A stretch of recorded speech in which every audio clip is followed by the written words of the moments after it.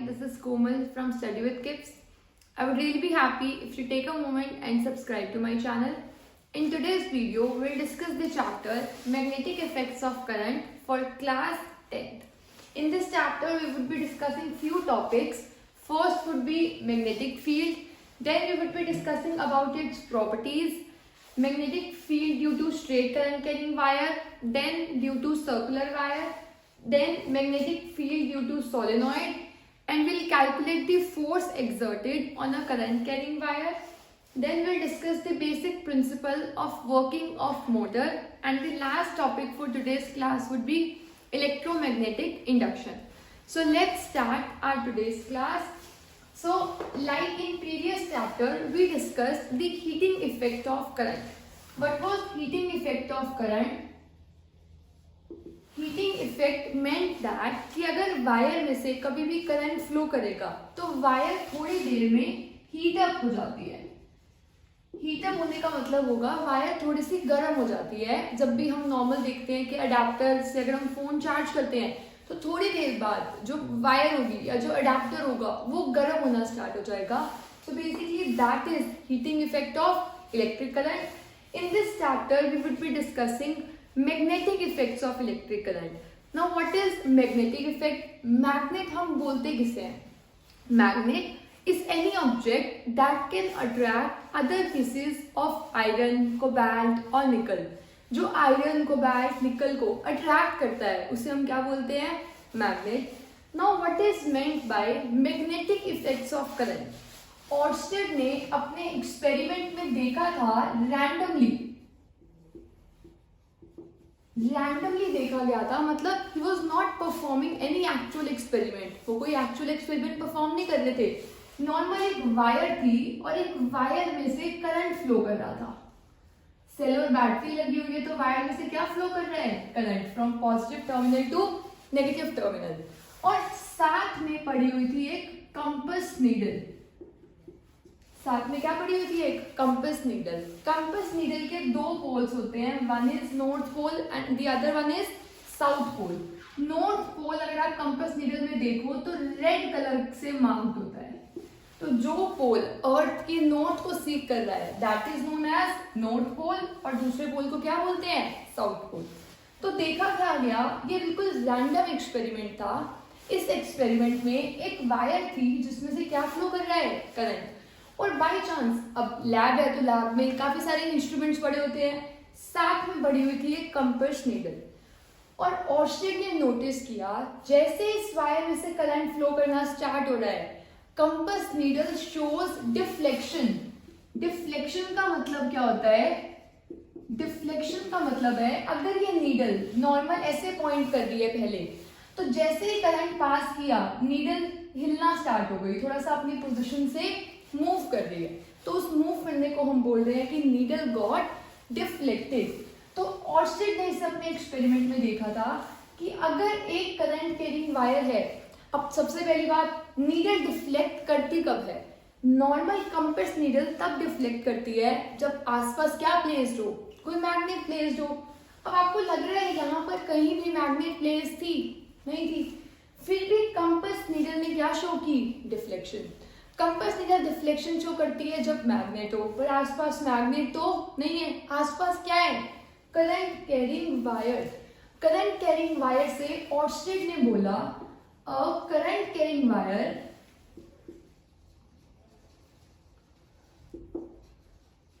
Behaves like a magnet.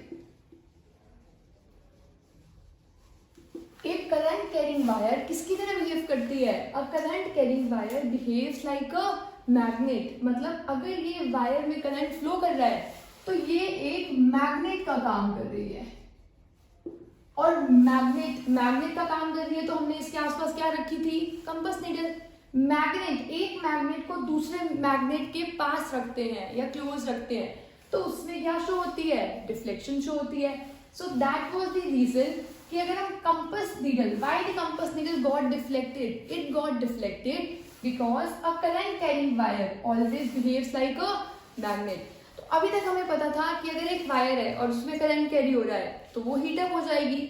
अब हमें एक सेकेंड प्रॉपर्टी पता चली है करंट कैरिंग वायर की, that is it's magnetic property, कि अगर एक करंट कैरिंग वायर होगी तो वो किसका काम करेगी, मैग्नेट का। इसीलिए कंपास नीडल क्या हुई थी, कंपास नीडल ने डिफ्लेक्शन शो की थी। अब डिफ्लेक्शन तो शो की थी, अब ऑर्स्टेड ने क्या किया, करंट की डायरेक्शन को रिवर्स कर दिया। करंट की डायरेक्शन को रिवर्स करने का मतलब है ऐसे कर दिया। अब करंट यहां से फ्लो कर रहा है, अब करंट ऐसे फ्लो कर रहा है, और ऑर्स्टेड ने देखा अगर हमने करंट की डायरेक्शन चेंज कर दी थी तो मैग्नेटिक नीडल की डायरेक्शन भी क्या हो गई, चेंज। कंपास पहले डिफ्लेक्शन शो कर रहा था इस साइड, अब कंपास कहाँ डिफ्लेक्शन शो कर रहा है, ऑपोजिट साइड। तो अगर आप करंट की डायरेक्शन चेंज कर देते हो तो मैग्नेटिक नीडल की डायरेक्शन भी क्या हो जाएगी, चेंज। तो हमने अभी यही स्टडी किया था कि अगर एक करंट कैरिंग वायर होगी तो वो मैग्नेट की तरह बिहेव करेगी। This was the first statement given by Oersted, a current carrying wire behaves like a magnet. And second statement was if you reverse the direction of current then the deflection of magnetic needle also reverses। And इसके लिए एक rule भी दिया गया था जिससे आप magnetic needle की डिफ्लेक्शन कैलकुलेट कर सकते हो कि वो कहाँ डिफ्लेक्ट करेगी। That rule is known as nose rule. Nose rule states that if the current is flowing from north to south direction then the needle will get deflected towards east. अगर current कहाँ flow कर रहा है, north से south, तो deflection कहाँ होगी, east side में। आप इधर ध्यान से देखो, हमने पोल्स बनाए, north pole, south pole, east और west, north south east west, चारों डायरेक्शन हमने बना लिए। चारों डायरेक्शंस में इधर करंट कहाँ जा रहा है, इस साइड, मतलब current is going from north to south.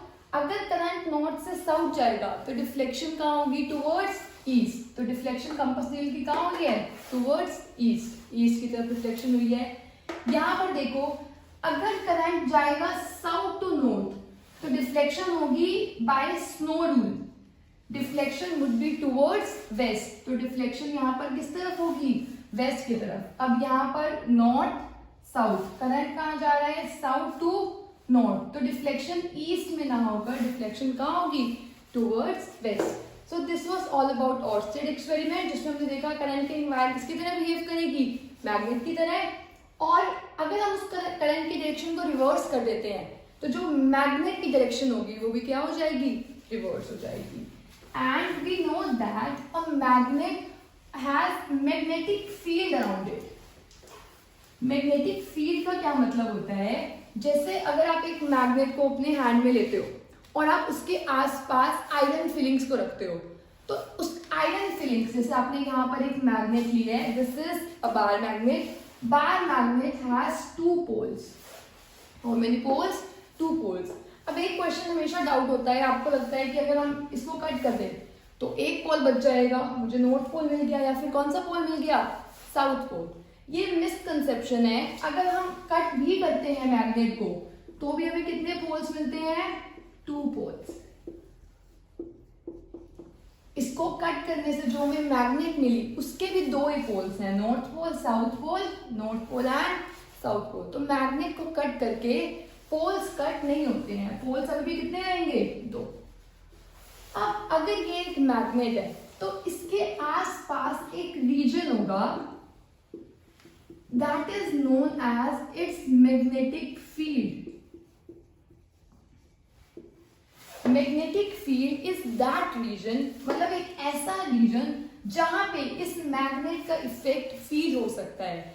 It is the region outside the magnet where the effect of magnet can be experience. मतलब अगर आप यहाँ पर रखते हो आयरन के पीस को, तो ये आयरन का पीस, ये मैग्नेट इस आयरन के पीस को अट्रैक्ट नहीं करेगी। पर अगर आपने इस आयरन के पीस को यहाँ पर रखा तो सिंस ये आयरन का पीस इसकी मैग्नेटिक फील्ड के अंदर है तो ये इसको अट्रैक्ट करेगी। एंड एक और चीज होती है, अगर आप एक मैग्नेट के साथ दूसरी मैग्नेट को लाते हो तो like poles repel each other. North north को क्या करेगा, रिपेल। अगर आप दोनों के साउथ पोल्स लाते तो भी क्या होती, रिपल्शंस। और अगर आप दो मैग्नेट के ऑपोजिट पोल्स लाते हो तो क्या होगी, attraction. Basically, like poles repel each other and unlike poles attract each other. अब आपने इसमें देखा, अगर एक मैग्नेट है, एक मैग्नेट के अराउंड एक रीजन होगा जहां पर वो दूसरे मैग्नेटिक प्रॉपर्टीज वाले सब्सटेंसेस को अट्रैक्ट करेगी, उसी रीजन को हम क्या बोलते हैं? Magnetic field. उसी रीजन को हम क्या बोलते हैं? Magnetic field.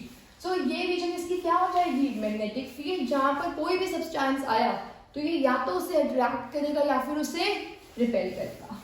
So this is magnetic field. Now what are the magnetic field lines?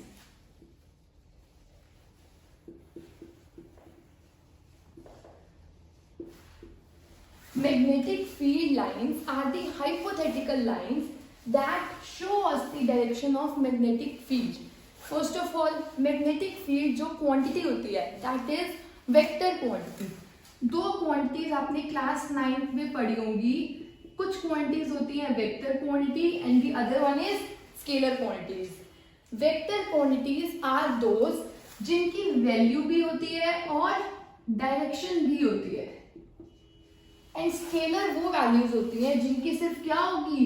Value, मतलब मैग्नीट्यूड। जैसे अगर हम बात कर रहे हैं किसी भी वेक्टर क्वांटिटी की, जैसे आपने क्लास 9th में किया होगा डिस्टेंस और displacement. Distance is a scalar quantity और डिस्प्लेसमेंट कैसी क्वांटिटी होगी?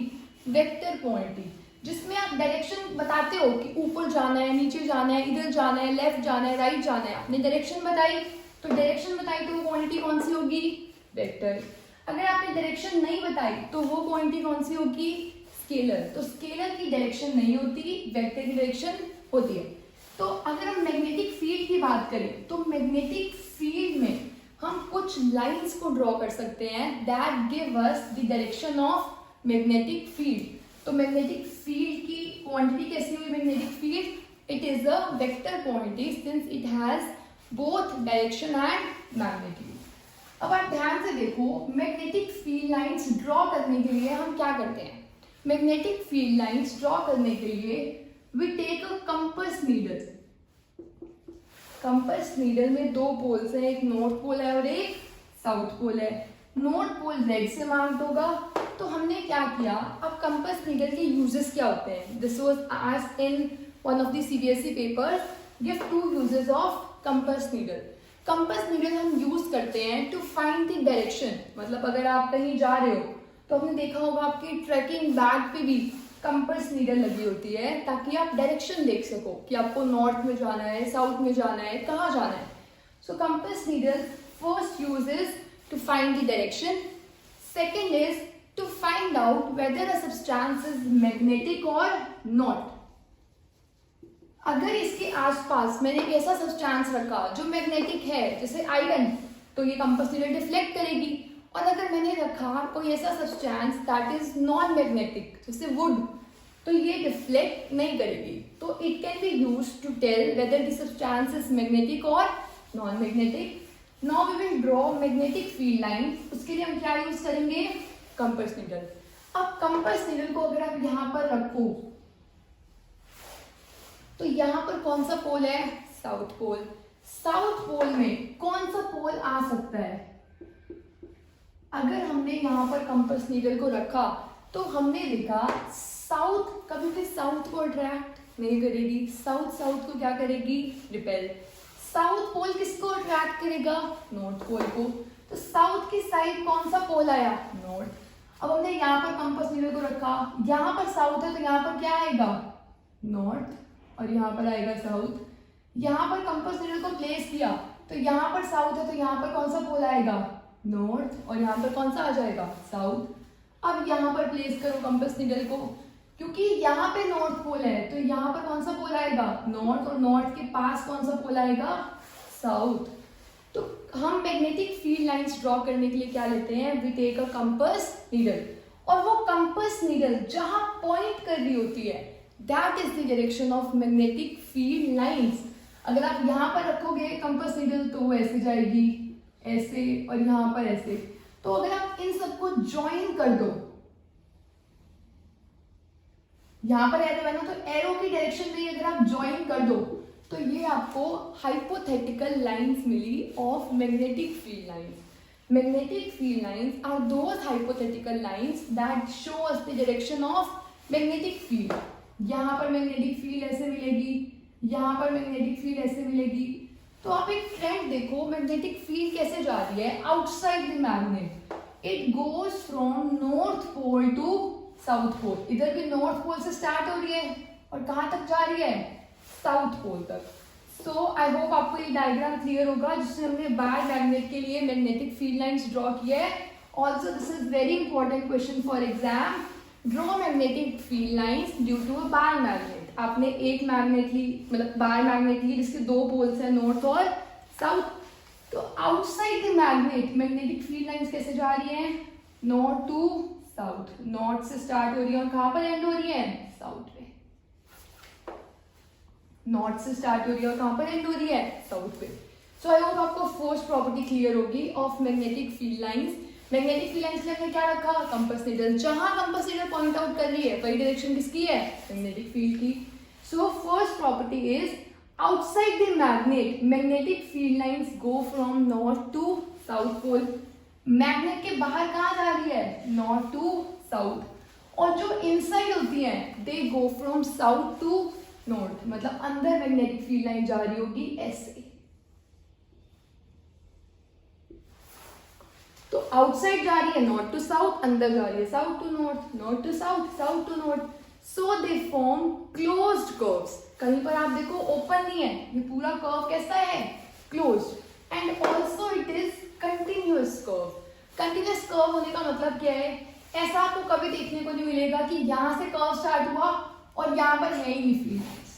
कैसे नहीं होगी फील्ड लाइन, अगर यहाँ पर आप कंपास नीडल रखोगे तो वो कहीं तो पॉइंट आउट करेगी और वो जहां पॉइंट आउट करेगी वही डायरेक्शन किसकी होगी, मैग्नेटिक फील्ड लाइन की.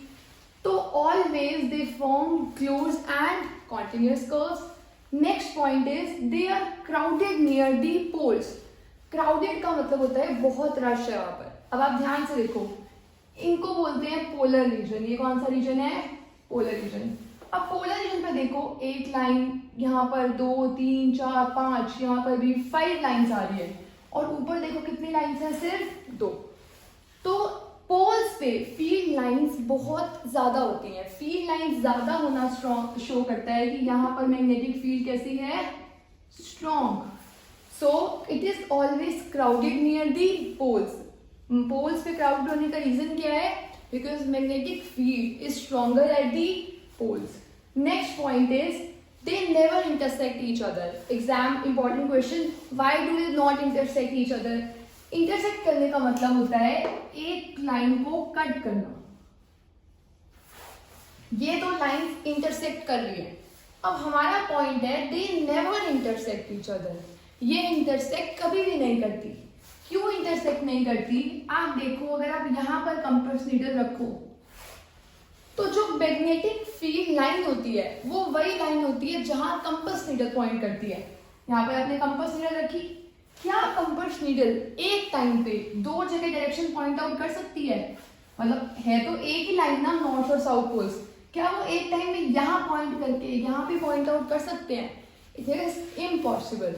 So magnetic field lines never intersect with each other because if they do so there the compass needle would have to point at two directions at the same time, which is practically not possible. So I hope आपको fourth point भी clear होगा. Next is magnetic field is a vector quantity because अभी हमने देखा इसकी direction है ना कि नॉर्थ टू साउथ जा रही है, मतलब हमने डायरेक्शन डिफाइन कर दिया है. So it is a vector quantity. Next point is tangent at any point gives the direction of magnetic field.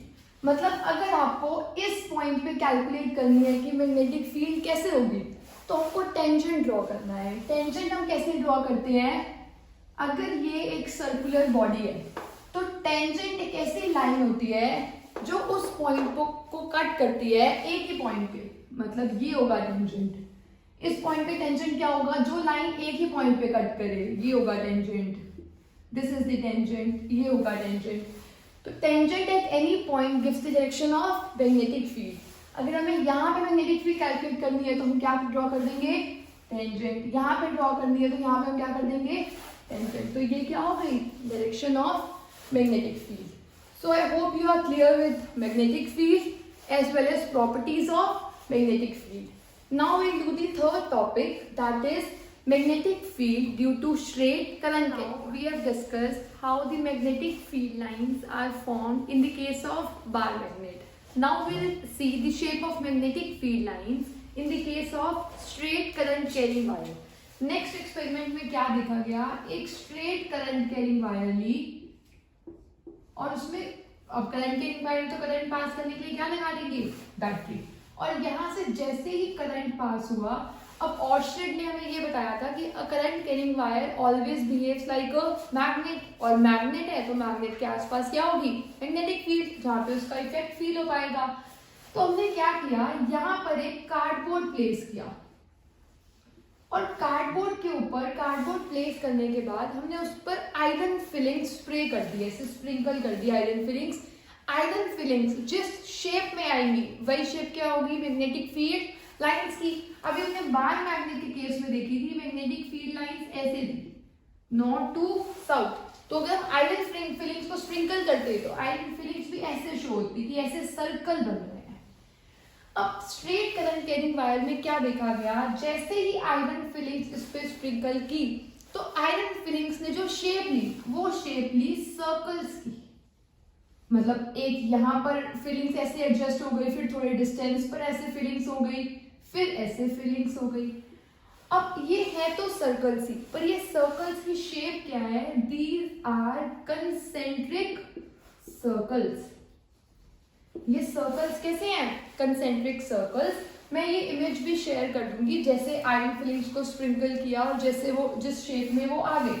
और इस शेप को क्या बोलते हैं, concentric circles. This is important question for exam कि स्ट्रेट करंट कैरिंग वायर की magnetic field lines की shape क्या होती है, it is in the form of concentric circles. अब आप सोच के देखो, जितना आप किसी चीज से दूर जाते हो उसका इफेक्ट उतना कम हो जाता है। मैग्नेट का इफेक्ट पास में बहुत ज्यादा होगा, जितनी आप दूर जाते रहोगे उसका इफेक्ट क्या होता जाएगा, वीक होता जाएगा। तो करंट कैरिंग वायर यहाँ पर है, तो यहाँ पर मैग्नेटिक फील्ड स्ट्रॉन्ग है, यहाँ पर थोड़ी वीक है, और यहाँ पर आगे जाके और वीक होती जा रही है। So next is important factors on which magnetic field depends. हम मैग्नेटिक फील्ड को शो करते हैं बी से, B is represented to show magnetic field. तो मैग्नेटिक फील्ड कैसे वेरी करेगी, with distance. Magnetic field varies inversely with distance. Inversely vary करने का मतलब होता है जैसे जैसे डिस्टेंस बढ़ेगा मैग्नेटिक फील्ड क्या होती जाएगी, कम होती जाएगी। जितनी आप दूर जाओगे मैग्नेटिक फील्ड उतनी कम होती जाएगी। ये एक्सपेरिमेंटली देखा गया था कि हम जितनी करंट कैरिंग वायर से अवे जा रहे थे वहां पर मैग्नेटिक फील्ड वीक होती जा रही थी। Next factor on which magnetic field depends is current. Current is shown by I. जितना करंट स्ट्रॉन्ग था, मान लो हमने पहले वायर में करंट सेंड किया 2 एम्पियर, तो फिर मैग्नेटिक फील्ड कुछ मिली। और जब हमने करंट सेंड किया 10 एम्पियर, मतलब हमने करंट को बढ़ा दिया, तो मैग्नेटिक फील्ड भी देखा गया कि मैग्नेटिक फील्ड क्या हो गई, स्ट्रॉन्ग हो गई। तो मैग्नेटिक फील्ड स्ट्रॉन्गर होगी अगर करंट ज्यादा होगा, और मैग्नेटिक फील्ड वहां पास होती है बिल्कुल पास वाले रीजन्स पे, वहां पर मैग्नेटिक फील्ड क्या होगी, मैक्सिमम होगी, स्ट्रॉन्ग होगी, स्ट्रॉन्ग पास वाले में। और जहां पर जब हम करंट ज्यादा कर देंगे तो मैग्नेटिक फील्ड भी क्या हो जाएगी, ज्यादा हो जाएगी। अब हमने सर्कल्स तो ड्रॉ कर लिए, जैसे यहाँ पर भी, अब यहाँ पर भी हम ऐसे ड्रॉ कर सकते थे, पर हमने देखा था कि magnetic field is a vector quantity, तो डायरेक्शन भी स्पेसिफाई की, ऐसे डायरेक्शन स्पेसिफाई की कि मैग्नेटिक फील्ड लाइन की डायरेक्शन क्या होती है, नॉर्थ टू साउथ। अब यहाँ पर हमने सर्कल ड्रॉ किया है, सर्कल्स की डायरेक्शन अभी तक नहीं बताई है। So the important rule that is used to state the direction of magnetic field in straight current carrying conductor is right hand thumb rule. right hand thumb rule वो rule होता है जो आपको हेल्प करता है अगर किसी एक स्ट्रेट करंट कैरिंग वायर में जो सर्कल्स बन रहे हैं उनकी शेप, उनकी डायरेक्शन क्या होगी, वो कौन सा रूल बताता है, राइट हैंड थंब रूल। तो अभी हम देखेंगे राइट हैंड थंब रूल क्या स्टेट कर रहा है। It states that imagine holding a current carrying conductor in your right hand। आपको अपना राइट हैंड लेना है और इमेजिन करना है कि आप करंट कैरिंग कंडक्टर को अपने राइट हैंड में होल्ड कर रहे हो। तो हमने मान लिया ये है कंडक्टर और इसको मैं अपने राइट हैंड में होल्ड कर रही हूँ। Such that thumb points in the direction of current. अगर करंट ऊपर जा रहा है तो थंब को कहाँ पॉइंट करना है, in the direction of current, तो थंब को पॉइंट कर दिया। Next, such that then the fingers will wrap in the direction of magnetic field lines। अब ध्यान से सुनो, थंब को पॉइंट आउट करना है in the direction of current, कर दिया। तो जो फिंगर्स का रैप होगा वो हमें बताएगा कि मैग्नेटिक फील्ड लाइंस की डायरेक्शन क्या होगी।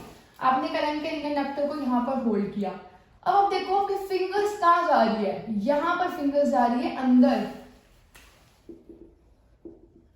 दोबारा से होल्ड करो, आप होल्ड किया, यहाँ पर मैग्नेटिक फील्ड लाइंस कहाँ जा रही है, अंदर। अब वहां से पीछे से आओ, यहाँ पे कहाँ है मैग्नेटिक फील्ड लाइंस, बाहर, आउटवर्ड्स। तो अब ध्यान से देखो, वन अभी भी सर्कल ही रहा है, पर यहां से वो अंदर जा रहा होगा और यहां से वो बाहर आ रहा होगा। मतलब ऐसे बन गई होगी, यहां से अंदर गई और यहां से बाहर आई, यहां से अंदर गई और यहां से बाहर आई। तो right hand thumb rule state करता है कि डायरेक्शन हम कैसे कैलकुलेट करेंगे। Imagine holding a straight carrying conductor in your right hand such that thumb points in the direction of current. Thumb को रखना है करंट की डायरेक्शन में। करंट ऊपर है तो ऐसे रख दिया, ऐसे जा रहा है करंट। यहाँ पर देखो फिंगर्स कहाँ जा रही है, इनसाइड, तो मैग्नेटिक फील्ड अंदर जा रही होगी। यहाँ पर फिंगर्स कहाँ जा रही है, आउटवर्ड्स, तो मैग्नेटिक फील्ड भी कहाँ हो रही होगी, आउटवर्ड्स। अब इसमें दूसरा केस भी देख सकते हो, अगर करंट नीचे है तो थंब को कहाँ पॉइंट आउट करोगे, नीचे। अब आप देखो यहाँ पर फील्ड लाइंस कहाँ आ रही है, अंदर, और यहाँ पर जाके बाहर। यहाँ पर ऐसे होल्ड किया, यहाँ पर बाहर है और यहाँ पर कहाँ आ रही है, अंदर, इनसाइड, आउटसाइड। तो यहाँ पर आप सर्कल बनाओ।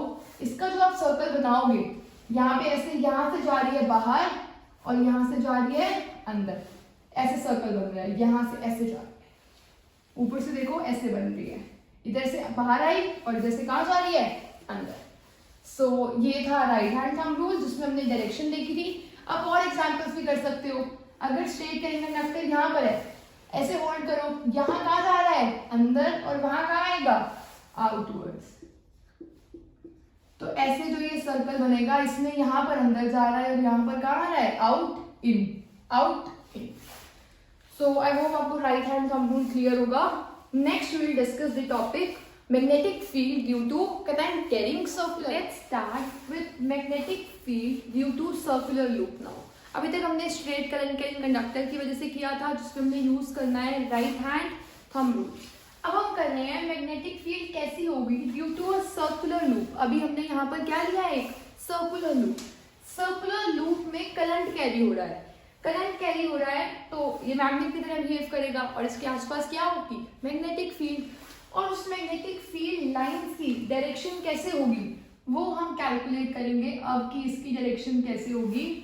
अब आप ध्यान से देखो, क्या एक सर्कुलर लूप के छोटे से जो एंड्स है, क्या वो एक स्ट्रेट वायर की तरह बिहेव नहीं करेंगे। ये एक स्ट्रेट वायर है, यहाँ स्ट्रेट है, यहाँ स्ट्रेट है, यहाँ स्ट्रेट है, ये सब कैसी वायर की तरह बिहेव कर रहे हैं, स्ट्रेट करंट कैरिंग वायर की तरह। अब अगर आप मेरी डायरेक्शन से देखो तो इसमें करंट फ्लो कर रहा है ऐसे। देखो, एक डायरेक्शन होती है क्लॉकवाइज। क्लॉकवाइज का मतलब है जैसे नॉर्मल आपकी क्लॉक चलती है, जो वॉच चलती है, पहले 12 बजते हैं, फिर 1, फिर 2, फिर 3, उस डायरेक्शन को हम क्या बोलते हैं, क्लॉकवाइज। और एंटी क्लॉकवाइज वो डायरेक्शन होगी, एंटी का मीन्स होता है जो उसके ऑपोजिट हो। एंटी क्लॉकवाइज मतलब जो क्लॉक से ऑपोजिट चलेगी उसे हम क्या बोलेंगे, एंटी क्लॉकवाइज। और जैसे क्लॉक चलती है जो वैसे चलेगी उसे क्या बोलते हैं, क्लॉकवाइज। तो ये डायरेक्शन कौन सी है, क्लॉकवाइज। और एंटी क्लॉकवाइज कौन सी होगी, ये वाली। पहले 12 बज रहे हैं, फिर 11, फिर 9, 10 और 9, तो ये डायरेक्शन कौन सी है, एंटी क्लॉकवाइज। क्लॉकवाइज होगी जिसमें 12, 1, 2 ऐसे होगा। अब अगर आप इसे देखें, ये क्या है, एक करंट कैरिंग सर्कुलर लूप, इसमें क्या पास हो रहा है, करंट। अब करंट आप देखो, यहाँ जा रहा है, फिर ऐसे जा रहा है और यहाँ पे आ रहा है। तो ये डायरेक्शन मेरी साइड से आपको डायरेक्शन क्या दिखाई दे रही है? देखो यहाँ पर बज रहे हैं 12, फिर 11, फिर 10, फिर 9। तो ये डायरेक्शन कौन सी हुई? Anti clockwise direction. ये डायरेक्शन कौन सी है? Anti clockwise direction. या तो आप एक ट्रिक लर्न कर लो, अभी मैं आपको एंड में एक ट्रिक बताऊंगी इसको बनाने की, या फिर आप बिल्कुल अंडरस्टैंडिंग से कर सकते हो कि इसे अंडरस्टैंडिंग से कैसे करेंगे। अब हम देखते हैं इसे हम अंडरस्टैंडिंग से कैसे करेंगे। आप देखो यहाँ पर करंट जा रहा है ऐसे, क्योंकि एंटी क्लॉकवाइज है, तो यहाँ पर करंट कैसे जा रहा है? ऊपर। अब फिंगर्स जहाँ रैप करती हैं वो डायरेक्शन आती है मैग्नेटिक फील्ड की। इसके अंदर मैग्नेटिक फील्ड की डायरेक्शन कैसे आ रही है? मतलब राइट से किधर आ रही है? मेरी तरफ। राइट से किधर आई? मेरी तरफ। अब इसके ऊपर जाओ, यहाँ पर करंट ऐसे है तो थंब को प्लेस किया, फिंगर्स इसके अंदर कहाँ जा रही है? फिंगर्स फिर से मेरी तरफ। अब यहाँ पर आओ, यहाँ पर इसके अंदर फिंगर्स कहाँ आ रही है? मेरी तरफ। जब आप नीचे आओगे तो भी इसके अंदर वाली फिंगर्स कहाँ आ रही है? मेरी तरफ। देखो यहाँ पे गए मेरी तरफ, यहाँ पर मेरी तरफ आ रही है, इधर भी इधर आ रही है, यहाँ पर भी इधर आ रही है, मतलब सारी फील्ड लाइंस इधर आ रही है। या तो आप ये सिंपल लर्न कर लो, या फिर अगर ये स्ट्रेट करंट कैरिंग वायर है तो यहाँ पर ऐसे बन रही होंगी फील्ड लाइंस, ऐसे कंसेंट्रिक सर्कल्स। यहाँ पर भी बन रहा होगा ऐसे कंसेंट्रिक सर्कल, यहाँ पर भी ये पूरा सर्कल बन रहा है। आपको सर्कल को शो नहीं करना, सिर्फ अंदर की फील्ड लाइंस बतानी है वो कैसे हैं, और अंदर सारी मेरी तरफ आ रही है। तो ये सारी की सारी कहाँ आ रही है? मेरी तरफ, राइट से लेकर लेफ्ट। तो हम ऐसे ड्रॉ कर लिया, और लास्ट वाले में आप ये भी ड्रॉ कर सकते हो। जब आपने इसकी डायरेक्शन लेफ्ट की तरफ दिखाई है तो यहाँ पर भी दिखा दो लेफ्ट की तरफ, और इस सर्कल को कंप्लीट कर दो। आपने ऐसे ड्रॉ कर लिया, और इस चीज को आप लर्न कैसे कर सकते हो? आपने फील्ड लाइंस इधर बना ली। अब आपको इसमें पोल्स पोलैरिटी भी मेंशन करनी है कि कौन सा नॉर्थ पोल होगा और कौन सा साउथ पोल होगा। एक करंट कैरिंग वायर किसकी तरह बिहेव करती है? मैग्नेट की तरह। और मैग्नेट में मैग्नेटिक फील्ड आउटसाइड तो होती है नॉर्थ टू साउथ, पर इनसाइड कहाँ होती है? South to north. इनसाइड कहाँ होगी? South to north. अब आप देखो, ये अभी मुझे नहीं पता कौन सा पोल है और ये कौन सा पोल है, तो मुझे पता है कि अंदर फील्ड लाइंस हमेशा जारी होती है साउथ से नॉर्थ की तरफ। ये इधर आ रही है, इधर आ रही है, मतलब ये पोल कौन सा होगा? North pole. और ये पोल कौन सा होगा? South pole. सो ये नॉर्थ पोल हो गया, और वो पोल कौन सा हुआ? साउथ। या तो आप इसे प्रॉपर बेसिक अंडरस्टैंडिंग से कर सकते हो, क्योंकि ये क्लास 12th में भी है। पर अगर आप इसको लर्न करना है, क्योंकि ये क्वेश्चन बहुत इंपॉर्टेंट है, draw magnetic field due to a circular loop. इसमें आपको करंट की डायरेक्शन शो करनी है, पोलैरिटी शो करनी है, और क्या शो करनी है? Field lines. अब आप एग्जाम में आपके लिए डिफिकल्ट होगा कि ऐसे करके पूरा इमेजिन करो। अगर आप इमेजिन नहीं कर सकते तो आप लर्न कर लो। अगर आपने करंट की डायरेक्शन एंटी क्लॉकवाइज बनाई है, अभी हमने करंट की डायरेक्शन कैसे बनाई थी? Anti clockwise. तो आपकी तरफ से जो पोल बनेगा वो नॉर्थ पोल बनेगा। आपको ये लर्न करना है। अगर आपने एंटी क्लॉकवाइज डायरेक्शन बनाई है तो आपकी तरफ पोल कौन सा बनेगा? नॉर्थ। ऐसे एंटी क्लॉकवाइज, तो यहाँ पर पोल कौन सा बनेगा? नॉर्थ। वहां पर पोल कौन सा बनेगा? साउथ। और मैग्नेटिक फील्ड लाइंस हमेशा कहाँ से आ रही होती है? अंदर, मैग्नेट के अंदर, साउथ टू नॉर्थ। तो सारी मैग्नेटिक फील्ड लाइंस डायरेक्टेड होंगी साउथ टू नॉर्थ। इसका एक और छोटी सी ट्रिक है जिसे आप लर्न कर सकते हो। जो आपने स्ट्रेट करंट कैरिंग वायर में किया था उसका बिल्कुल ऑपोजिट यूज होता है। स्ट्रेट करंट कैरिंग वायर में आपने किया था थंब को पॉइंट करो करंट की डायरेक्शन में, तो फिंगर्स क्या बताती हैं? Magnetic field. इसमें ऑपोजिट कर लो। ये क्लास 12th में है, बस थोड़ी सी ट्रिक है तो मैं आपको बता रही हूँ लर्न करने के लिए। इसमें आप फिंगर्स को पॉइंट करो इसकी डायरेक्शन में, करंट की डायरेक्शन में, तो थंब बताएगा मैग्नेटिक फील्ड। फिंगर्स को कहाँ पॉइंट करना है? थंब की, फिंगर्स को पॉइंट करना है करंट की डायरेक्शन में, तो थंब क्या बताएगा? Magnetic field lines.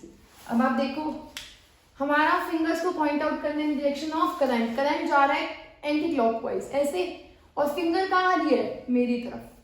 तो यहाँ पर भी यहीं पे होगा। फिंगर्स करंट बता रही है, करंट इधर है, और थंब क्या बता रहा है? Magnetic field line, magnetic field lines इधर है। तो करंट ऐसे किया और मैग्नेटिक फील्ड लाइन सारी किधर डायरेक्टेड होंगी? मेरी तरफ। अगर आपको कुछ भी नहीं करना तो प्लीज इस डायग्राम को लर्न कर लेना, ये बहुत इंपॉर्टेंट है। और अगर आप इसे डिटेल में करोगे तो क्लास 12th में ये पूरा टॉपिक और इसकी डेरिवेशन काफी डिटेल में है। सो आई होप आपको ये डायग्राम क्लियर होगा। Next we will move on to factors on which it depends. अब इसमें देखा गया अगर हमने करंट की वैल्यू को इंक्रीज कर दिया तो मैग्नेटिक फील्ड भी क्या हो गई, इंक्रीज। करंट को इंक्रीज किया तो मैग्नेटिक फील्ड भी क्या हो गई, इंक्रीज। एक और क्वेश्चन आता है, हमने करंट को इंक्रीज किया और कंपास नीडल रखी, उसमें डिफ्लेक्शन इंक्रीज होगी या डिक्रीज? डिफ्लेक्शन क्या बता रही है, मैग्नेटिक फील्ड को। अगर मैग्नेटिक फील्ड इंक्रीज हो रही है तो डिफ्लेक्शन भी क्या हो जाएगी, increase. Next factor is distance. अगर आर डिस्टेंस इंक्रीज हुआ, आर यहाँ पर डिस्टेंस नहीं है, it is radius of coil, radius of loop, circular loop. इस जो लूप की बात कर रहे हैं, एक्सपेरिमेंटली देखा गया अगर लूप बहुत बड़ा लिया तो उसकी मैग्नेटिक फील्ड डिक्रीज हो गई, मतलब जितनी ज्यादा रेडियस उतनी फील्ड वीक। और नेक्स्ट और इम्पॉर्टेंट फैक्टर था नंबर ऑफ टर्न्स। अभी तक तो हम देख रहे थे एक सर्कुलर लूप है नॉर्मल, अब इसमें अगर मैं वाइंडिंग कर दूं 10-15 वायर्स लपेटती जाऊं तो जितने ज्यादा टर्न्स दूंगी उतनी फील्ड लाइंस क्या होंगी, स्ट्रॉन्ग। जितने ज्यादा नंबर ऑफ टर्न्स उतनी फील्ड लाइन स्ट्रॉन्ग, जितनी बड़ी रेडियस उतनी फील्ड वीक, और जितना करंट ज्यादा उतनी field strong. So I hope आपको सर्कुलर वायर भी क्लियर होगी। Now we will do the topic magnetic field due to current carrying. Till now we have discussed the magnetic field of circular current carrying loop. Now we will discuss magnetic field due to a solenoid. What is a solenoid? Solenoid होता क्या है? Normal आपने spring देखा होगा, उसी spring में से अगर हम करंट पास कर देते हैं तो उसे हम क्या बोलते हैं, सोलेनॉइड। आपको प्रॉपर डेफिनेशन लर्न करनी है सोलेनॉइड की। A solenoid is a coil of many turns, काफी सारे टर्न्स के कॉइल को हम सोलेनॉइड बोलते हैं, of insulated copper wire closely wound in the shape of cylinder। आप ध्यान से देखो, एक सर्कुलर वायर, फिर दूसरी, इन सबको रैप करते करते एक स्प्रिंग जो बनता है वो कौन सी शेप ले लेता है, सिलेंडर की। सो इसे हम क्या बोलते हैं, एक सोलेनॉइड। अब हमें करना क्या है, जैसे हमने सर्कुलर लूप में देखा था कि मैग्नेटिक फील्ड की शेप कैसी होगी, मैग्नेटिक फील्ड लाइंस की, इसमें भी हम यही देखेंगे कि सोलेनॉइड की मैग्नेटिक फील्ड लाइंस कैसी होती है।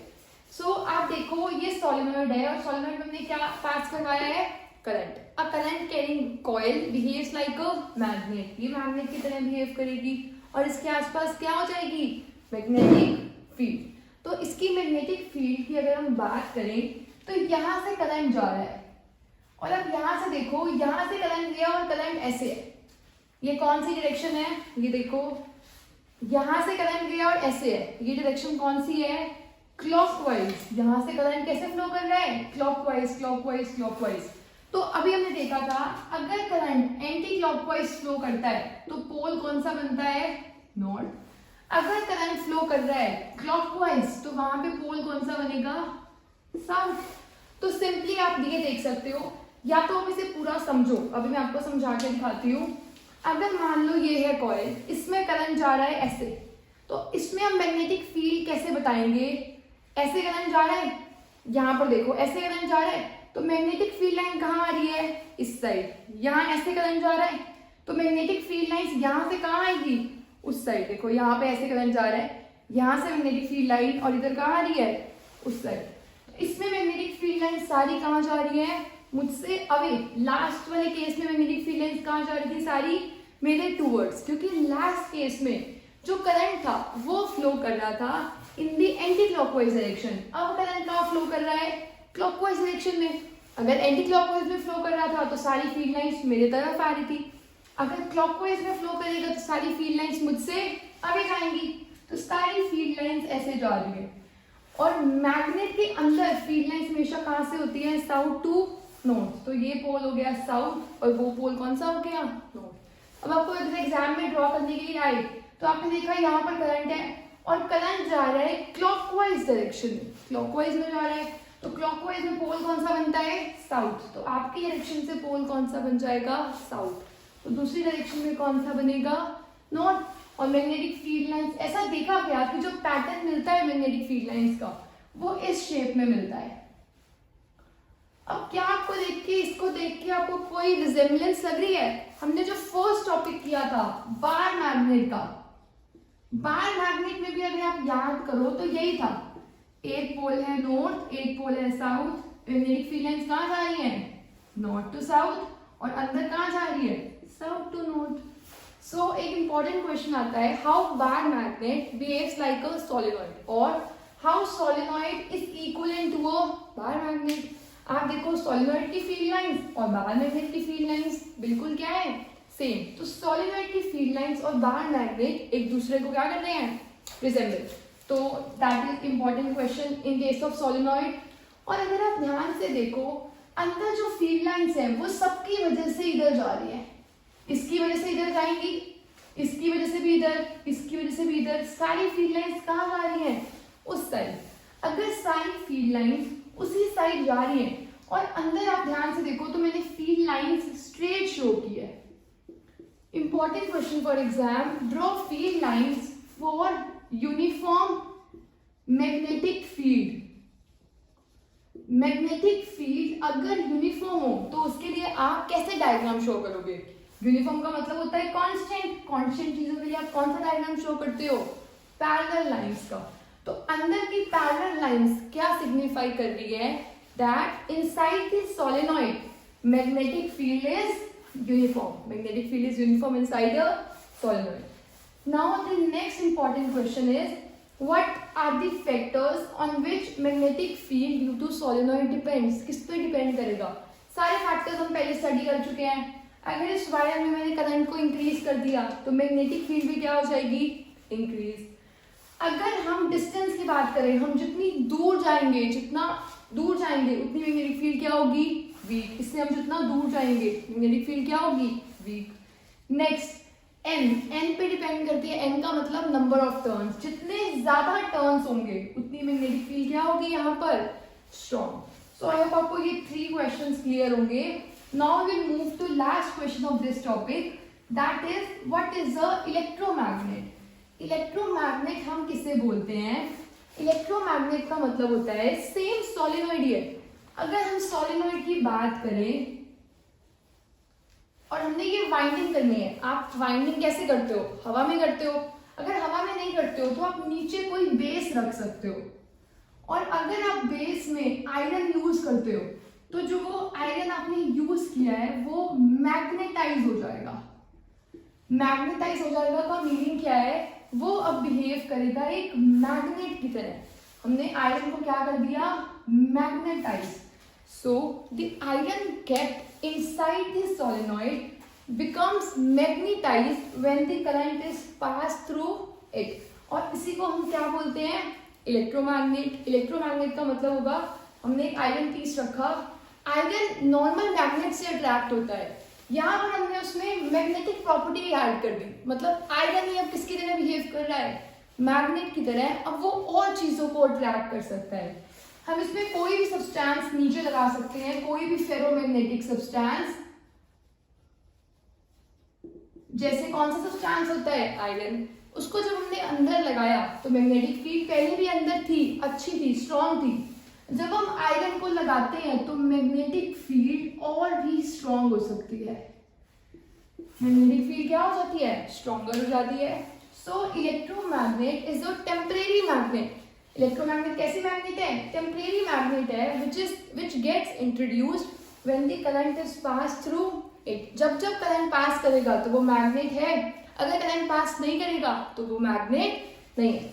अब इलेक्ट्रोमैग्नेट परमानेंट मैग्नेट से कैसे डिफरेंट होती है, electromagnet first of all temporary magnet है, और इलेक्ट्रोमैग्नेट की मैग्नेटिक फील्ड स्ट्रॉन्गर होती है rather than परमानेंट मैग्नेट। और जो परमानेंट मैग्नेट होती है उसकी पोलैरिटी बिल्कुल फिक्स होती है कि ये नॉर्थ पोल है और ये साउथ पोल है।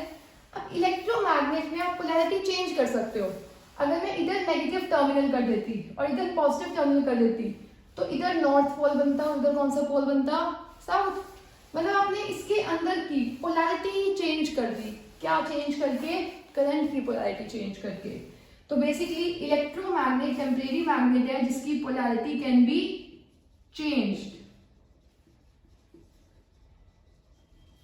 और इलेक्ट्रोमैग्नेट इतनी स्ट्रॉन्ग बन जाती है कि it can be used to lift different objects. हम ऑब्जेक्ट्स को लिफ्ट करने के लिए भी इलेक्ट्रोमैग्नेट को यूज कर सकते हैं, क्योंकि इसकी मैग्नेटिक फील्ड कंपैरेटिवली काफी स्ट्रॉन्ग हो सकती है।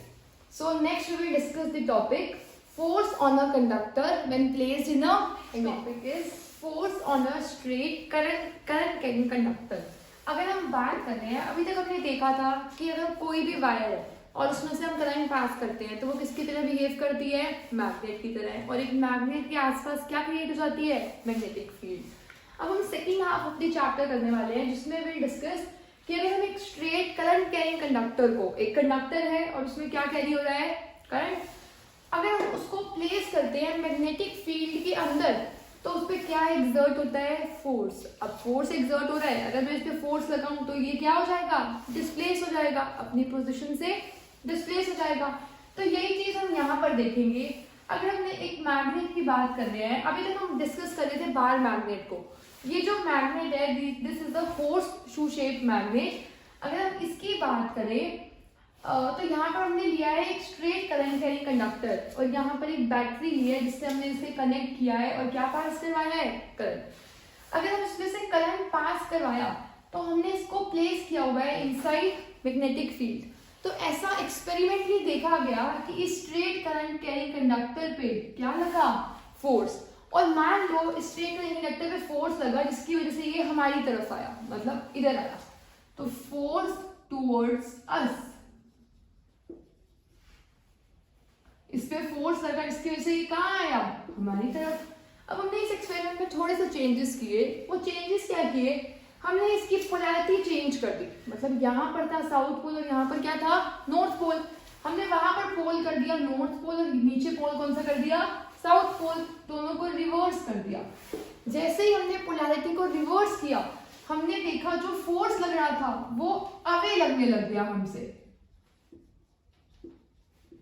मतलब आप एक चीज ध्यान से देखो कि जो फोर्स है वो डिपेंड कर रहा है मैग्नेटिक फील्ड पे। कैसे डिपेंड कर रहा है मैग्नेटिक फील्ड पे, पहले ये कंडक्टर आ रहा हमारी तरफ, जैसे मैंने पोलैरिटी चेंज की, इसको कर दिया नॉर्थ और इसको कर दिया साउथ, तो ये जा रहा है हमसे दूर। मतलब जैसे आप मैग्नेटिक फील्ड की डायरेक्शन को चेंज करते हो, फोर्स भी क्या हो जाता है, चेंज आती है डायरेक्शन। फिर हमने नेक्स्ट एक्सपेरिमेंट किया जिसमें हमने नॉर्थ और साउथ को चेंज नहीं किया, हमने चेंज किया करंट को। करंट की पोलैरिटी को चेंज करने का मतलब है पहले पॉजिटिव नेगेटिव था, अब हमने इसको चेंज कर दिया नेगेटिव पॉजिटिव से।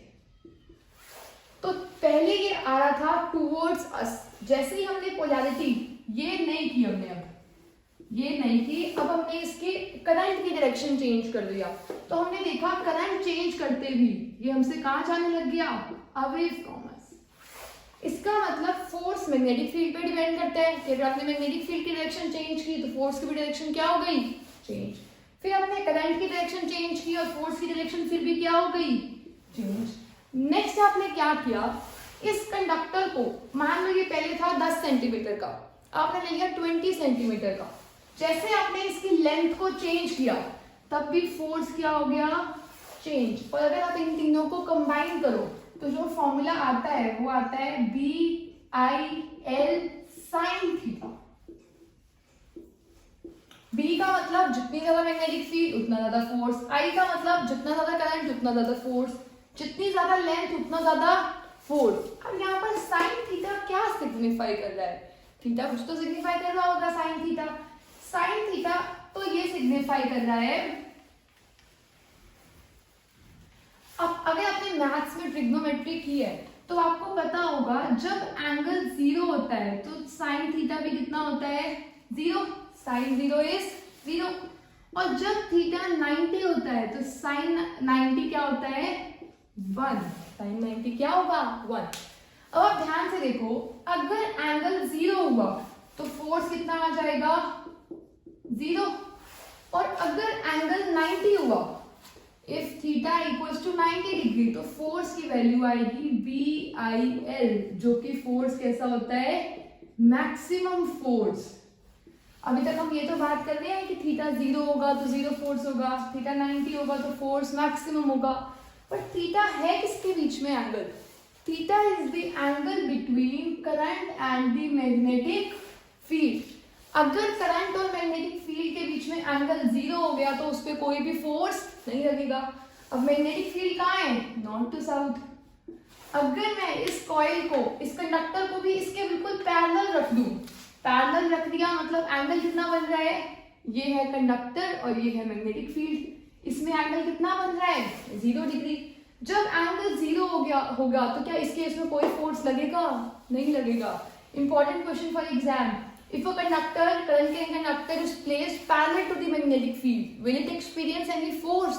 No, उस पर कोई experience नहीं होगा force, it will not experience any force. And what will happen if the current in conductor and magnetic field is placed perpendicular to each other? Perpendicular का मतलब होता है एंगल कितना है 90 degree. It will experience the maximum force possible, क्योंकि theta की वजह से वैल्यू कम या ज्यादा हो सकती है, ये सब तो कांस्टेंट्स है। तो फोर्स मैक्सिमम के लिए important question for exam, what is the condition to achieve maximum force on the conductor? It should be placed perpendicular, it should be placed perpendicular to the magnetic field. जब इन दोनों में angle 90 degree होगा तो force कैसा लगेगा, maximum. जब angle 0 degree होगा तो फोर्स लगेगा 0, मतलब मिनिमम फोर्स और मैक्सिमम फोर्स। अब हमें ये तो समझ आ गया कि फोर्स की वैल्यू क्या होगी। Now we will calculate the direction of Fleming left hand rule, मतलब अगर हमें फोर्स की डायरेक्शन कैलकुलेट करनी है तो हम किस रूल से कैलकुलेट कर सकते हैं? उस रूल का नाम होता है फ्लेमिंग्स लेफ्ट हैंड रूल। और Fleming's left hand rule state करता है, आई नो मेरी ड्राइंग बहुत फनी है तो प्लीज आप समझने की कोशिश करना। आप देखो, आपको फ्लेमिंग्स लेफ्ट हैंड रूल में क्या लिखा हुआ है, लेफ्ट, तो आपको हैंड कौन सा यूज करना है, लेफ्ट हैंड, जिसमें दिस इज द थंब हमें फोर्स की डायरेक्शन बताएगी। If first of all stretch, अगर आपको कोई बोले straight Fleming's left hand rule, you have to right stretch the thumb, the four finger and the middle finger, इन तीनों को आपको क्या करना है, स्ट्रेच करना है, so that they are mutually perpendicular to each other. ये इससे एंगल कितना बना रहा है 90, इन दोनों में एंगल कितना बन रहा है 90, इन दोनों में भी एंगल कितना बन रहा है 90। हर एक में जब एंगल 90 बनेगा तब आपको क्या करना है, इसको प्लेस करना है in the direction of magnetic field. इसको कहाँ प्लेस कर दिया, in the direction of magnetic field. इसे प्लेस करना है in the direction of current. तो थंब क्या बताएगी, डायरेक्शन ऑफ फोर्स। अगर ये मैग्नेटिक फील्ड की डायरेक्शन में है, ये करंट की डायरेक्शन में है, तो thumb gives us the direction of force. आप इसमें अप्लाई करके देखो, मैग्नेटिक फील्ड कहाँ है, ऊपर, तो फोर फिंगर को कहाँ पॉइंट आउट करना है, ऊपर। करंट कहाँ है, करंट को प्लेस करना है फिर। अब करंट जा रहा है इसमें पॉजिटिव टर्मिनल से नेगेटिव टर्मिनल में, मैग्नेटिक फील्ड इधर है, करंट इधर है, तो इस पे फोर्स कहाँ लग रहा है, हमारी तरफ। इसीलिए मैंने आपको बोला था कि इस पे पहले केस में फोर्स कहाँ लग रहा होगा, हमारी तरफ, यहाँ पर लग रहा है इस पे फोर्स। और इसके लिए जो ये रूल होता है ये थोड़ा सा डिफिकल्ट हो सकता है एग्जाम्स में अप्लाई करने के लिए, तो अगर आप इसको यूज ना करना चाहो तो एक बेटर रूल होता है जो काफी ईजी होता है, और अगर आप उसे यूज करने की हैबिट डाल लो तो आप कभी भी ये रूल यूज ही नहीं करोगे। पर आपको एग्जाम में हमेशा यही रूल लिख के आना है, name a rule to find direction of force, the force direction is given by Fleming left hand rule. अब हम वो सीक्रेट रूल डिस्कस करेंगे जिससे डायरेक्शन बहुत इजीली और कंफर्टेबली हम कैलकुलेट कर सकते हैं। इसमें लेफ्ट हैंड यूज करना था, अब हमें कौन सा हैंड यूज करना है, राइट। ये सिर्फ सीक्रेट रूल है, इसे आपको एग्जाम में मेंशन नहीं करना।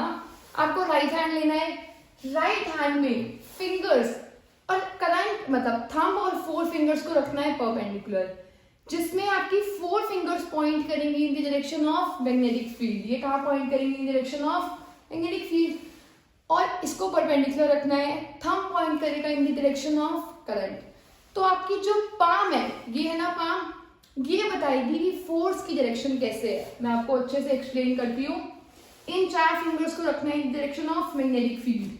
फील्ड कहाँ से जा रही है, नॉर्थ टू साउथ। इसको प्लेस करना है in direction of current. Current जा रहा है इस साइड जा रहा है ना करंट, तो करंट मैग्नेटिक फील्ड लाइन। अब आपको देखो आपकी पाम कहाँ है, हमारी तरफ, तो पाम क्या बता रही है, डायरेक्शन ऑफ फोर्स। तो डायरेक्शन ऑफ फोर्स क्या आई, टूवर्ड्स अस।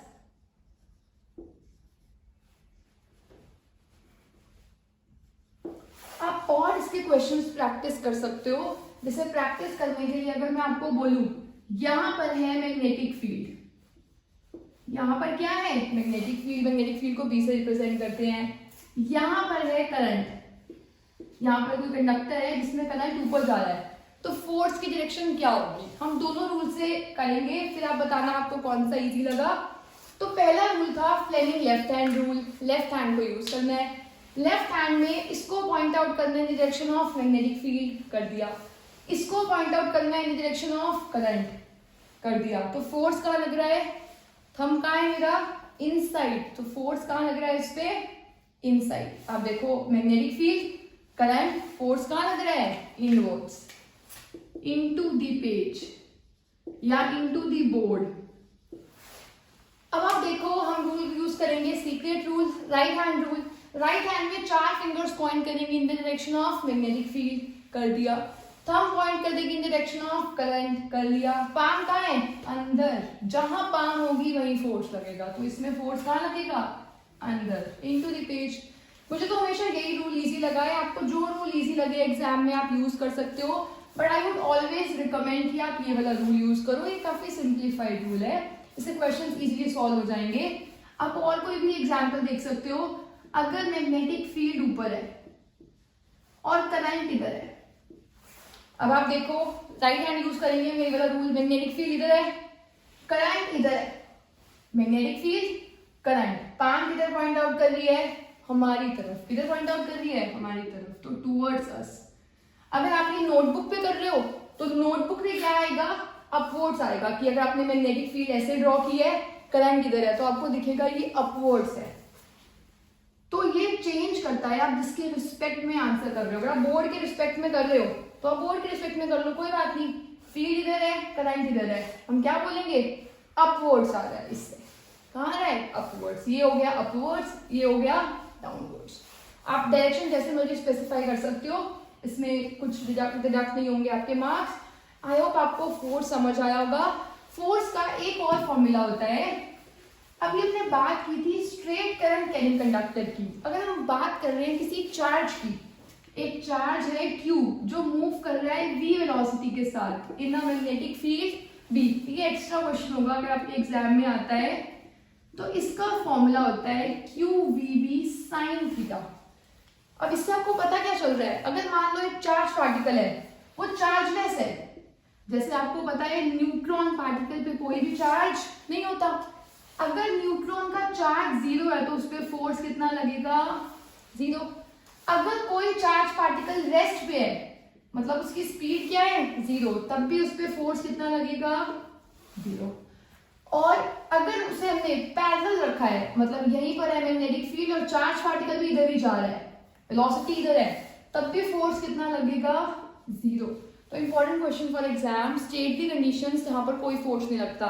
जब एंगल 0 डिग्री हो, जब चार्ज पार्टिकल रेस्ट पे हो, और जब पार्टिकल चार्जलेस हो, तब भी उस पर कोई भी फोर्स नहीं लगता। तो और एक और इम्पॉर्टेंट चीज, अगर ये जो फोर्स होता है ये कैलकुलेट करता है पॉजिटिव चार्ज पार्टिकल के लिए, मतलब आप जो डायरेक्शन कैलकुलेट करते हो इससे फोर्स की, वो निकलती है पॉजिटिव पार्टिकल के लिए।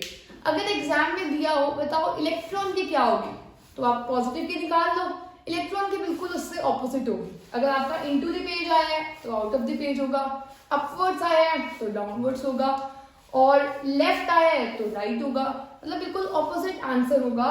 अगर पॉजिटिव की बजाय वो क्वेश्चन में क्या मेंशन कर रहे हैं, negative charge particle. So this was all about force on a straight current carrying conductor.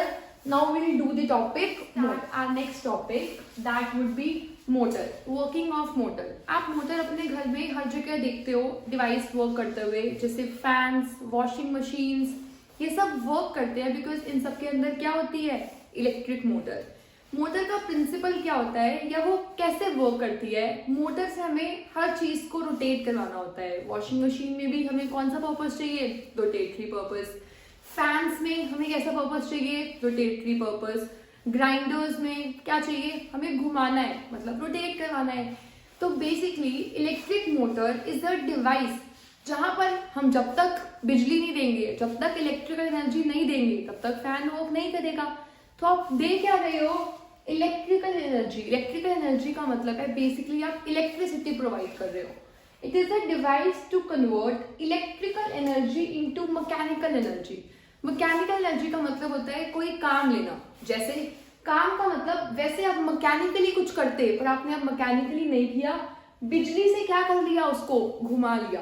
तो it is a device to convert electrical energy into mechanical energy. आप इलेक्ट्रिसिटी प्रोवाइड करके जब चीजों को रोटेट करवाते हो, अपना काम लेते हो, तो उस डिवाइस को क्या बोलते हैं, मोटर। जैसे वैसे आपके सिलेबस में नहीं है जनरेटर, मैं आपको थोड़ा सा हिंट दे रही हूँ।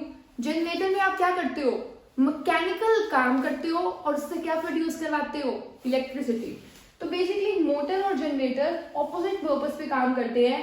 मोटर में बिजली दे रहे हो, मैकेनिकल वर्क ले रहे हो, जनरेटर में मैकेनिकल वर्क दे रहे हो और क्या ले रहे हो, इलेक्ट्रिसिटी ले रहे हो। तो अभी हम डिस्कस करेंगे सिर्फ मोटर को। It is a device to convert electrical energy into mechanical energy. अब अगर हम कंस्ट्रक्शन में देखें तो मोटर में क्या क्या चीजें यूज होती हैं। First is magnet. आप देखो मैग्नेट लगी हुई है, पोर्ट्स लगे हुए हैं, नॉर्थ साउथ मैग्नेट। तो कंस्ट्रक्शन में फर्स्ट चीज क्या आएगी, magnet. Second would be coil. आपको एक कॉइल दिखाई दे रही है, ये कॉइल का नाम क्या है, ABCD। इस कॉइल को बोलते हैं आर्मेचर। इस कॉइल को क्या बोलते हैं, आर्मेचर। और मोटर में जो इलेक्ट्रिकल एनर्जी को मैकेनिकल एनर्जी में कन्वर्ट करता है उसी को क्या बोलते हैं, armature. Electric so important exam के लिए what is the role of armature in a motor, it converts electrical energy into mechanical energy. कैसे करता है अभी हम देखेंगे। Third is split rings. Fourth is brushes.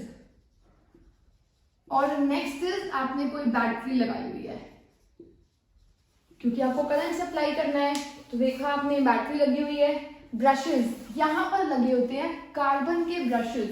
ये ब्रशेस वैसे ही होते हैं जैसे आपके टूथ ब्रश होते हैं। तो यहाँ पर भी एक ब्रश लगा हुआ है, यहाँ पर भी एक ब्रश लगा हुआ है। यहाँ पर लगी हुई है दो रिंग्स, स्प्लिट रिंग्स। इन रिंग्स को क्या बोलते हैं, स्प्लिट रिंग्स।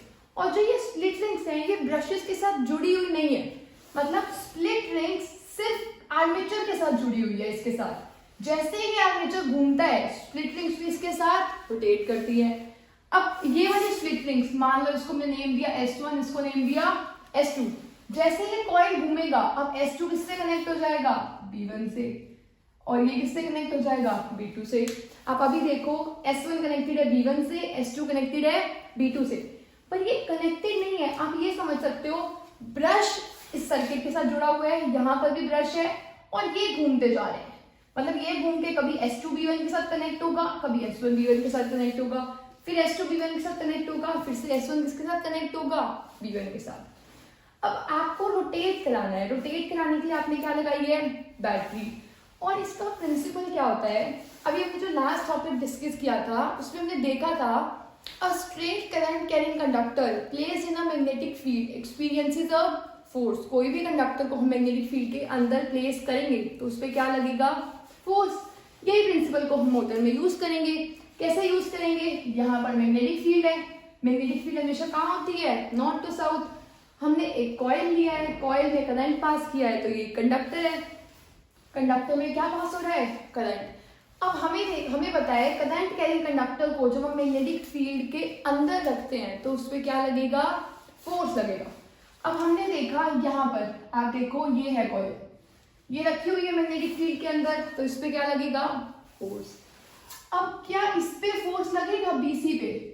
अब ध्यान से सोच के देखो, अभी हमने डिस्कस किया था कि फोर्स का फॉर्मूला होता है BIL sin थीटा।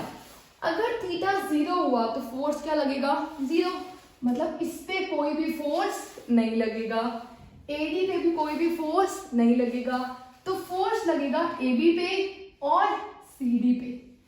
इन दोनों पे फोर्स लगेगा AB पर और CD पर। वो फोर्स कैसे लगेगा अब हम देखते हैं।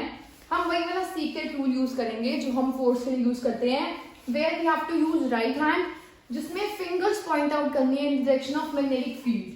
इसके लिए हम बात कर रहे हैं AB के लिए, यहाँ पर है magnetic field, thumb should point out in the direction of current. ऊपर जा रहा है करंट, तो करंट और मैग्नेटिक फील्ड। तो पाम क्या शो करेगी, फोर्स की direction, magnetic field, current, palm कहाँ है, अंदर।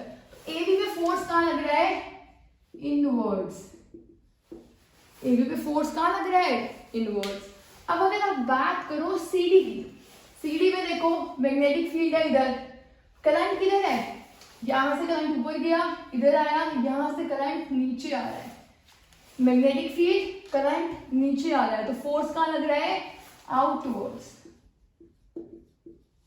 इस पे फोर्स कहाँ लगा, इनवर्ड्स, इस पे फोर्स कहाँ लगा, आउटवर्ड्स। अब सोच के देखो, ये है कॉइल, ये कॉइल है, इस पे फोर्स कहाँ लग रहा है, इनवर्ड्स, इस पे फोर्स कहाँ लग रहा है, आउटवर्ड्स। ये बाहर आती जा रही है और ये कहाँ जाती जा रही है, अंदर। आपको यहाँ तक क्लियर होगा। इस पे फोर्स कहाँ लग रहा है, अंदर, इस पे फोर्स कहाँ लग रहा है, बाहर। अब ये इस पोजीशन में आ गई जिसमें CD इधर है और AB कहाँ है, उधर।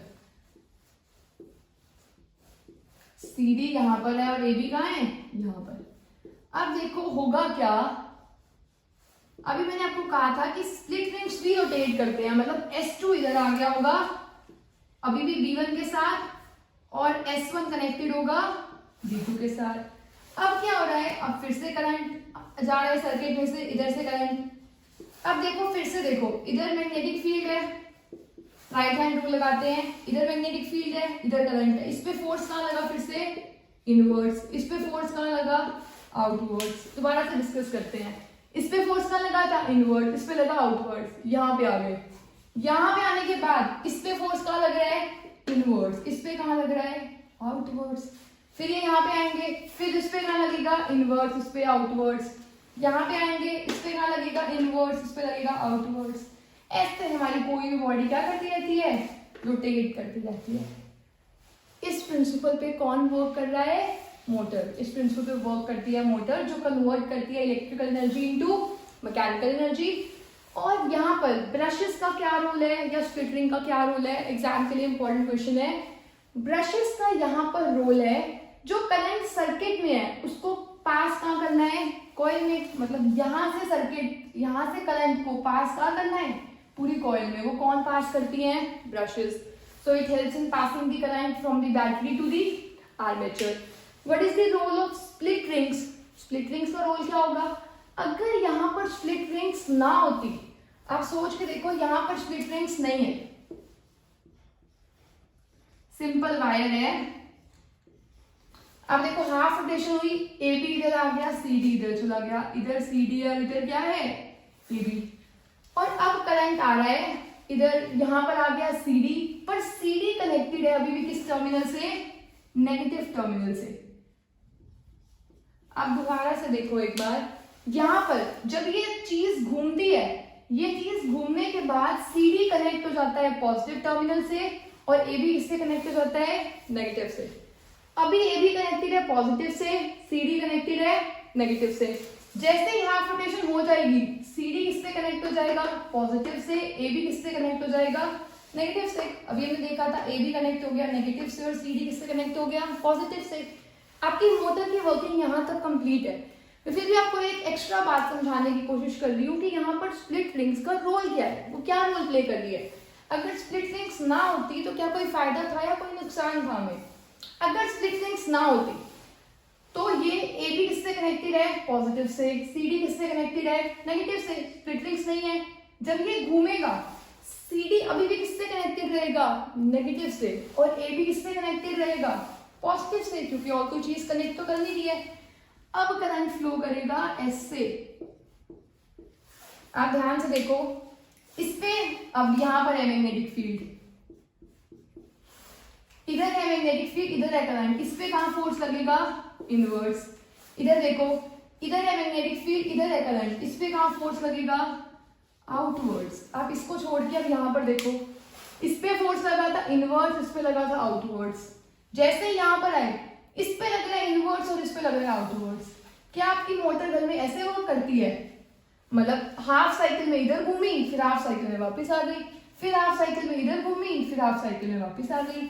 ऐसे कभी भी मोटर वर्क नहीं करती है। मोटर वर्क करती है, मोटर वर्क कर पाती है क्योंकि उसके पास क्या होती है, स्प्लिट रिंग्स, जिसमें हाफ रोटेशन में ऐसे हुआ, ऐसे होने के बाद फिर से ये कैसे हो जाएगा, उल्टा, मतलब रोटेशन ऐसे ऐसे होती है। तो स्प्लिट रिंग्स की जरूरत क्यों पड़ती है, to reverse the direction of the coil, to reverse the direction of current in the coil. अगर आपको स्प्लिट रिंग्स का रोल समझ आया है तो भी ठीक है, नहीं समझ आया तो आप इसे लर्न कर लेना। Split rings help to reverse the direction of current in the coil after every half rotation. अगर स्प्लिट रिंग्स ना होती तो ये एक बार तो ऐसे घूमता, ये इनवर्ट गया, ये आउटवर्ड गया, एक बार ऐसे गया, फिर ये ऐसे जाता, फिर ऐसे जाता, फिर ऐसे जाता। ऐसे मोटर कभी भी वर्क नहीं करती है, हमें कॉन्टिन्यूस रोटेशन चाहिए, ऐसे रोटेट करती है। तो इसके लिए हमें क्या चाहिए होते हैं? Split rings. So I hope आपको वर्किंग ऑफ मोटर क्लियर होगी। Next and the last topic of today's class would be electromagnetic induction which will do now. So इस एक्सपेरिमेंट में माइकल फैराडे ने देखा था, अभी तक हम देख रहे थे करंट को प्रोड्यूस करने के लिए हमें क्या चाहिए होती है? सेल या फिर बैटरी। माइकल फैराडे ने क्या किया था? माइकल फैराडे ने अपने एक्सपेरिमेंट में देखा कि जरूरी नहीं है कि आपके पास सेल या बैटरी हो करंट को प्रोड्यूस करने के लिए। माइकल फैराडे ने अपने एक्सपेरिमेंट में देखा था, अगर आप एक मैग्नेट को मूव करते हो किसी कॉइल के पास तो तब भी आप करंट को इंड्यूस कर सकते हो। इंड्यूस करने का मतलब होता है प्रोड्यूस करना, पर किसी और सोर्स से। तो माइकल फैराडे ने क्या देखा था, जैसे ये मूविंग मैग्नेट है, एक मैग्नेट है, इसके दो पोल्स हैं नॉर्थ और साउथ, और यहाँ पर एक कॉइल है जिस कॉइल में हमने अटैच किया है galvanometer. Galvanometer is the device used to detect electric current. Galvanometer किस लिए यूज होता है? इलेक्ट्रिक करंट को डिटेक्ट करने के लिए कि करंट है भी या नहीं। अब हम एमीटर को भी तो यूज कर सकते थे। एमीटर तब यूज होता है जब हमें देखना हो कि कितना करंट है। गैल्वेनोमीटर तब यूज होता है जब हमें चेक करना हो कि करंट है या नहीं। और गैल्वेनोमीटर यूजुअली 0 पॉइंटर शो करता है जब करंट फ्लो ना कर रहा हो। जैसे ही करंट फ्लो करेगा गैल्वेनोमीटर या तो राइट की तरफ रिफ्लेक्शन शो करेगा या फिर कहाँ पे शो करेगा? लेफ्ट की तरफ। तो फैराडे ने एक मैग्नेट ली और उसको मूव किया। अब जब इसने मैग्नेट को मूव किया तो इसने देखा गैल्वेनोमीटर ने डिफ्लेक्शन शो की। अब डिफ्लेक्शन शो की है, इसका मतलब करंट इंड्यूस हुआ होगा। So this process is known as electromagnetic induction which states that whenever there is a relative motion between magnet and the closed coil. सबसे पहले तो करंट फ्लो करने के लिए सर्किट कैसा होना चाहिए? क्लोज। तो current is induced in the coil. जब भी हम एक मैग्नेट को मूव करेंगे तो यहाँ पर इसमें क्या इंड्यूस हो जाएगा? करंट। अब इसमें तो करंट इंड्यूस होगा। हमने एक एक्सपेरिमेंट तो किया, इसको मूव किया, जैसे जैसे पास लाए करंट भी इंड्यूस हुआ, जैसे जैसे दूर लेके जाए फिर भी गैल्वेनोमीटर डिफ्लेक्शन शो कर रही है, फिर भी करंट इंड्यूस हो रहा है। हमने एक पॉइंट के लिए इसको स्टेशनरी रख दिया। अगर हमने इसको स्टेशनरी रखा, स्टेशनरी का मतलब है ये रुका हुआ है। अब जब ये रुका हुआ था तो हमने देखा कोई करंट इंड्यूस नहीं हुआ, कोई भी करंट इंड्यूस नहीं हुआ। तो बेसिकली करंट इंड्यूस करने के लिए सिर्फ मैग्नेट का होना जरूरी नहीं है, magnet should be moving. Magnet कैसी होनी चाहिए?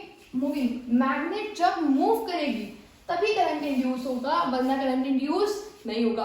अब आपको मैग्नेट को मूव करना है, हमने देखा मैग्नेट को मूव ना करके अगर हम कॉइल को मूव कर रहे थे तब भी करंट इंड्यूस हो रहा था। मतलब इन दोनों में से एक चीज मूविंग होनी चाहिए।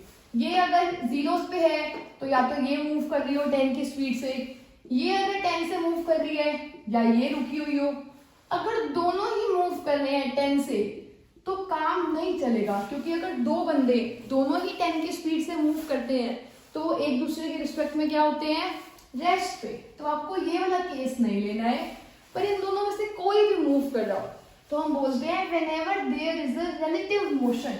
रिलेटिव मोशन का मतलब है इन दोनों में से कोई भी एक मूविंग होगा तो करंट इंड्यूस होगा, और इस प्रोसेस को क्या बोलते हैं? Electromagnetic induction. और इसकी डिस्कवरी किसने की थी?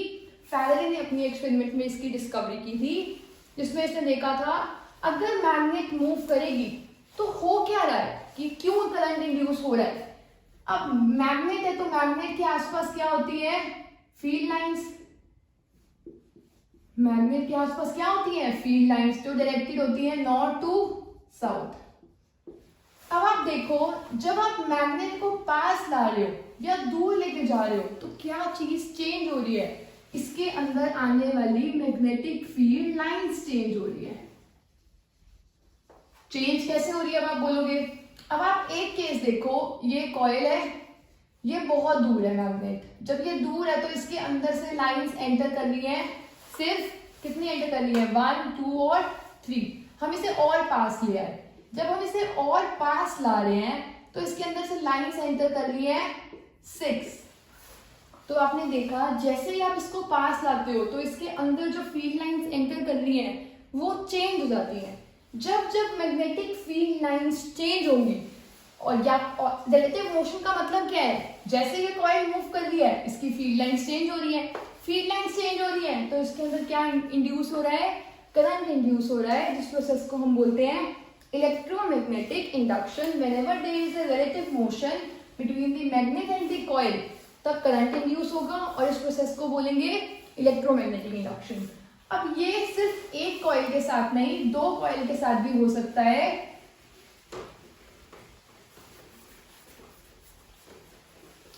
जैसे इस एक्सपेरिमेंट में क्या देखा गया था, 2 कॉइल्स ली हैं, एक कॉइल में की लगी हुई है और करंट पास हो रहा है, जिसमें से करंट पास हो रहा है उस कॉइल को हम बोलते हैं प्राइमरी कॉइल, और जिसमें गैल्वेनोमीटर लगा हुआ है उस कॉइल को बोलते हैं सेकेंडरी कॉइल। यहां पर लिखा भी हुआ है this coil is primary coil and this coil is secondary coil. तो जैसे ही आप की को क्लोज करते हो करंट पास करेगा, जैसे ही करंट पास करेगा, हमें पता है करंट के वायर के आसपास क्या आती है, मैग्नेटिक फील्ड। वो मैग्नेटिक फील्ड इसके साथ भी लिंक होगी। जैसे इसमें करंट पास करेगा तो इसके अंदर भी क्या इंड्यूस होगा, करंट इंड्यूस होगा। अब आप सोच के देखो, इस एक्सपेरिमेंट में गैल्वेनोमीटर ने डिफ्लेक्शन शो की। डिफ्लेक्शन शो करने का रीजन ये है कि वहां पर क्या इंड्यूस हो रहा है, करंट इंड्यूस हो रहा है। पर हम इसे एक बार दोबारा से देखते हैं। जैसे ही आपने की को क्लोज किया, करंट फ्लो कर रहा है। पहले करंट था 0, इसकी मैक्सिमम वैल्यू थी करंट के पहुंचने की 10 एम्पियर। तो जब तक करंट चेंज होगा, मैग्नेटिक फील्ड भी क्या करेगी, चेंज। इस करंट की वजह से इसकी मैग्नेटिक फील्ड चेंज करेगी। यही मैग्नेटिक फील्ड इसके साथ लिंक है तो इसमें मैग्नेटिक फील्ड भी क्या करेगी, चेंज करेगी। अगर इसमें मैग्नेटिक फील्ड चेंज कर रही है, मैग्नेटिक फील्ड लाइन चेंज कर रही है, तो इसमें करंट इंड्यूस होगा, जिसकी वजह से गैल्वेनोमीटर क्या शो कर रहा है, डिफ्लेक्शन। तो गैल्वेनोमीटर क्या शो करेगा, डिफ्लेक्शन। अब की क्लोज ही है, करंट पास होता जा रहा है, तो अब तो 10 एम्पियर ही पास होगा, और हमने 10 मिनट तक सर्किट को ऑन रखा, तो 10 मिनट तक करंट कितना पास होगा, 10 एम्पियर। क्या अब करंट चेंज कर रहा है, नहीं कर रहा। क्या मैग्नेटिक फील्ड चेंज कर रही होगी इसके आसपास, नहीं कर रही होगी। क्या इसके आसपास चेंज कर रही होगी, नहीं कर रही होगी। जब मैग्नेटिक फील्ड चेंज नहीं करती तो गैल्वेनोमीटर भी डिफ्लेक्शन शो नहीं करता। अभी हमने देखा था, अगर हम कॉइल को स्टेशनरी रख देते हैं, सिर्फ यहीं पर रख दें, फील्ड लाइंस तो अभी भी जा रही है, पर सिर्फ जाना जरूरी नहीं है, उसका चेंज होना जरूरी है। यहाँ पर फील्ड लाइंस चेंज नहीं होंगी तो गैल्वेनोमीटर डिफ्लेक्शन शो नहीं करेगा। अब मान लो आपने इस की को ओपन कर दिया, अब सर्किट में से करंट नहीं पास हो रहा, तो 10 एम्पियर से जब तक ये 0 एम्पियर तक जाएगा, करंट क्या हो रहा है, चेंज। मैग्नेटिक फील्ड क्या होगी, चेंज। तो गैल्वेनोमीटर क्या शो करेगा, डिफ्लेक्शन। इसका मतलब है जब जब इसमें करंट चेंज होगा, इसके आसपास मैग्नेटिक फील्ड चेंज होगी, वही मैग्नेटिक फील्ड इसमें भी चेंज होगी, तो इसमें क्या इंड्यूस होगा, करंट इंड्यूस होगा। करंट के इंड्यूस होने के लिए मैग्नेटिक फील्ड का चेंज होना बहुत जरूरी है। This process is known as electromagnetic induction. और आपने इलेक्ट्रोमैग्नेटिक इंडक्शन में इंड्यूस्ड करंट की डायरेक्शन कैलकुलेट करनी हो तो उसके लिए जो रूल यूज होता है that is Fleming's right hand rule. ये रूल सेम है जो आपने फोर्स के लिए किया था, फ्लेमिंग लेफ्ट हैंड रूल, जिसमें आपको थंब पॉइंट कर रहा है in the direction of force, force finger point कर रही है in the direction of magnetic field, तो जो आपकी मिडिल फिंगर होगी वो क्या शो करेगी, डायरेक्शन ऑफ करंट। आपको इस रूल को डिटेल में नहीं करना है, ये आपको हायर क्लासेस में करना है। यहाँ तक आपको बस स्ट्रेट करना आ सकता है इस रूल को, कि आप इन तीनों फिंगर्स को स्ट्रेच करो। अगर ये फोर्स की डायरेक्शन में पॉइंट आउट कर रही है, ये मैग्नेटिक फील्ड की, तो ये करंट की डायरेक्शन में पॉइंट आउट करेगी। और फ्लेमिंग लेफ्ट हैंड रूल में था, अगर ये मैग्नेटिक फील्ड की डायरेक्शन में पॉइंट आउट कर रही है, ये करंट की डायरेक्शन में, तो ये डायरेक्शन किसकी होगी, फोर्स की। फ्लेमिंग लेफ्ट हैंड रूल होता है फोर्स को कैलकुलेट करने के लिए, फ्लेमिंग राइट हैंड रूल होता है इंड्यूस करंट को कैलकुलेट करने के लिए, कि जो यहाँ पर करंट इंड्यूस हुआ है उसकी वैल्यू किस रूल से आप कैलकुलेट कर सकते हो, फ्लेमिंग राइट हैंड रूल से. So this was all about today's class. I hope you liked the video, and if you did, please share this video with your friends as well. Thanks for watching the video. I hope you all have a nice day.